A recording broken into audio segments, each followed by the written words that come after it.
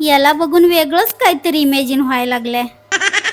Hello guys, कशात सगळे नक्कीच तुम्ही ठीक असाल. तर मित्रांनो, आज मी खूप लवकर उठले कारण आज आहे महाशिवरात्री. त्यानिमित्ताने तुम्हाला ही महाशिवरात्रीच्या हार्दिक शुभेच्छा.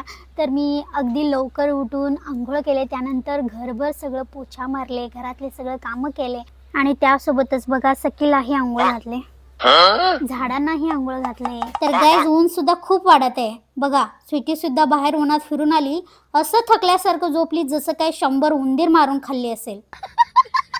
आमचं जेवण सोडून नाश्ता सुद्धा नाहीये, पण यांचं जेवण सुद्धा झालं आणि आता झोप चालू आहे.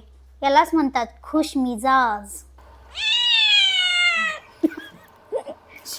या गाईज रताळ खायला. माझा उपवास नाहीये, मगाशीच मी जेवण केले, त्यानंतर आता खाते रताळ दूध.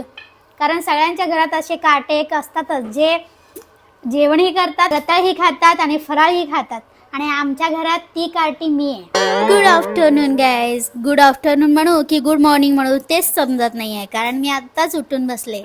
कसलं ते कहर रताळ आणि दूध आणि थोडंफार साखर टाकून मी खाल्लेलं, तर त्यानंतर अशी गाढ झोपले. असं झोप तर मला रात्री सुद्धा लागत नाही. मी झोपले म्हणून आई साहेब सुद्धा झोपल्या होत्या. उठून आता ऊस खात आहेत. हे आमचं फेवरेट काम आहे, ऊस खाणं. वा, कोणता टूथपेस्ट यूज करतेस मम्मी? कोलगेट. हे भांग पिलास काय लाल्या? लाल्या लाल्या, बाहेर तुझी गर्लफ्रेंड आली, उठ. गाईज उन्हाळ्यातले कामं चालू झालेले आहेत. बघा चिंचा फोडणे, अजून काय काय असतं मग उन्हाळ्यातले कामं? ज्वारी साफ करणे, बाजरी साफ करणे, गहू साफ करणे, पापड घालणे, डाळ फोडणे. हा गाईज, यावेळेस भरपूर पापड टाकणार आहे आम्ही, आणि स्पेशली म्हणजे रागीचे. मम्मीनं खूप व्हरायटी बनवते, ज्वारीचे भाजून खायचे पापड, चिप्स आणि काय मम्मी शेंडगी, असे खूप साऱ्या व्हरायटीज असतात. पण माझ्यासाठी स्पेशली यावेळेस ना रागीचे खूप जास्त बनवून ठेवणार आहे, कारण आहे ना पावसाळ्यात खूप जीभ मागतं खायला काहीतरी चटरपटर, त्यावेळेस मी भाजून खाणार. बघा गाईज, इतके चिंचा फोडून झालेत, इतके फोडायचे बाकी आहेत. तसंच माझं चालू आहे बघा पिक्चर बघणं, कारण बाहेर खूपच ऊन आहे, खूप अति, महाशिवरात्री असल्यामुळे. आणि या महाशयांचं बघा दिसत आहेत, झोपा चालू आहे. Good evening guys. मग काय चहा कॉफी झाला का?